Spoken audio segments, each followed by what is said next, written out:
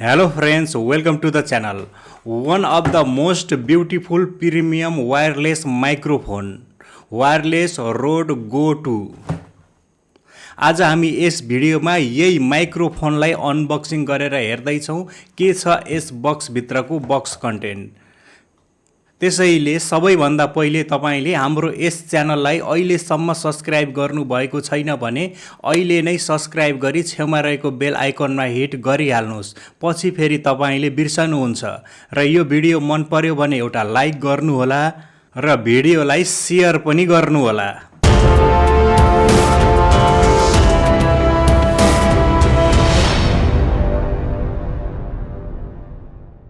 यो हो रोडवायरलेसगो 2। यो एउटा रोड कम्पनीको तर्फबाट एउटा प्रिमियम सेगमेन्ट भित्रको वायरलेस माइक्रोफोन हो।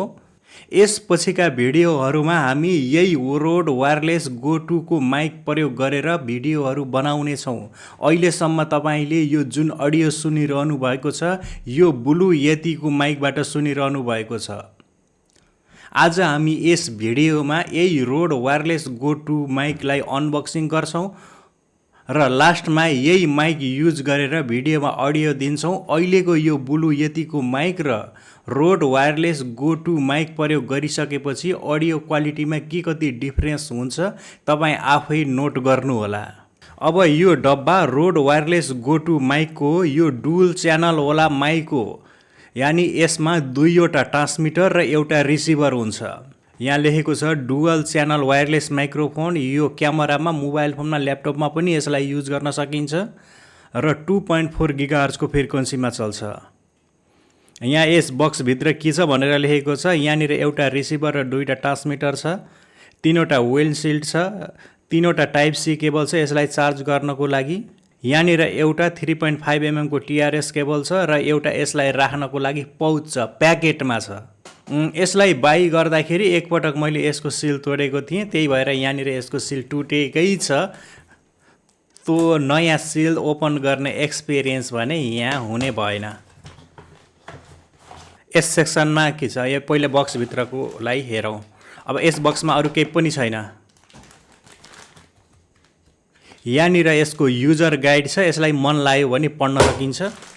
यसभित्र यहाँनिर एउटा टीआरएस केबल छ, त्यसपछि यहाँनिर तीनवटा type C cable, USB type A देखि यूएसबी टाइप सी केबल जुन यो रिसिभर र ट्रान्समिटरलाई चार्ज गर्नको लागि, तर यो यूएसबी टाइप ए जुन मेरो ल्यापटपमा लाग्दैन। अब यहाँनिर के छ यसलाई राख्नको लागि एउटा प्याकेट, साइडमा राखौँ। तीनवटा विन्डशील्ड छ र यो यसको नाम मैले बिर्सेँ। ओके, यहाँनिर छ रोडवायरलेसगो 2। यो डुअल च्यानल वाला माइक हो। यसमा यहाँनिर यो र यो दुईवटा ट्रान्समिटर जुन यहाँनिर कलरमा लगाउने दुईजनाले लगाउन मिल्छ र यो क्यामेरामा लगाउने एउटा रिसिभर दिएको छ।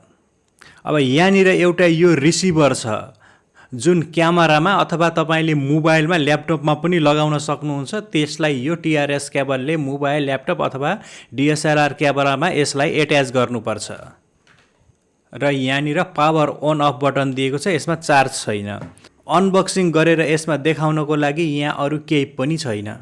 यहाँ अरु केही पनि छैन। केही छिन यी माइकहरूलाई चार्ज गरौँ, त्यसपछि फेरि यसलाई कनेक्ट गरेर कुरा गरौँला के छ यसको साउन्ड क्वालिटी र कस्तो सुनिन्छ।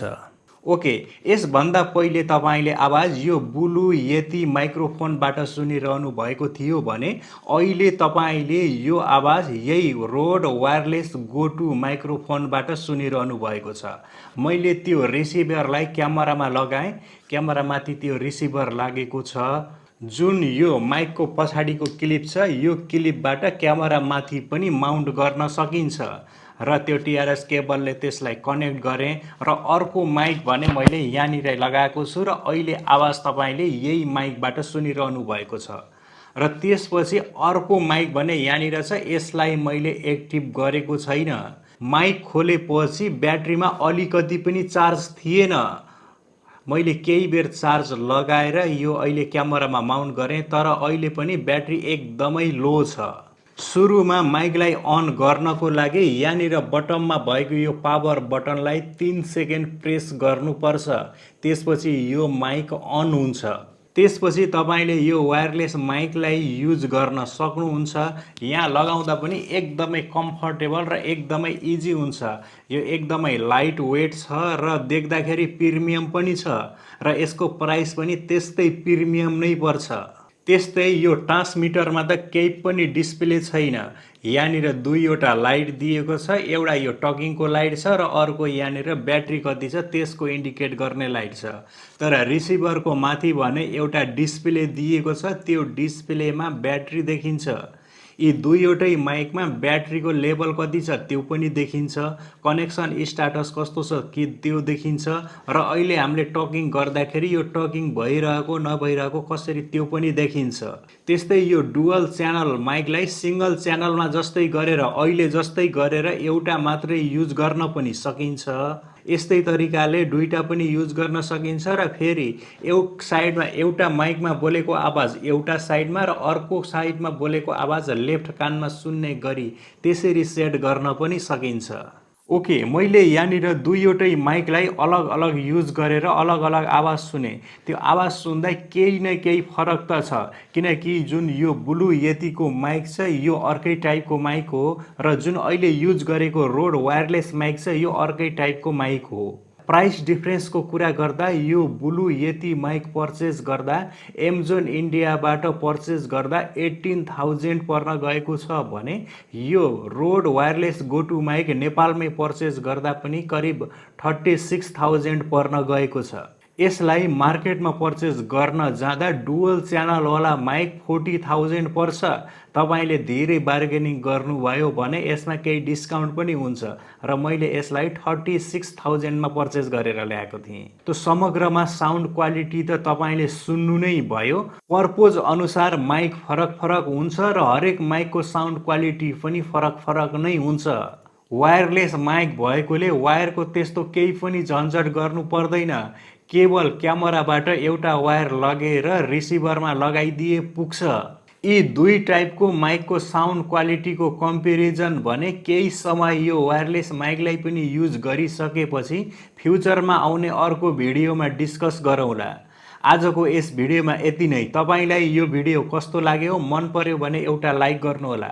हाम्रो यस च्यानलमा नयाँ हुनुहुन्छ भने च्यानललाई सब्स्क्राइब गर्नुहोला र छेउमा रहेको बेल आइकनमा पनि हिट गर्न नभुल्नुहोला, ताकि जब हामी कुनै नयाँ भिडियो अपलोड गर्छौं त्यसको नोटिफिकेसन सबैभन्दा पहिले तपाईलाई प्राप्त होस्।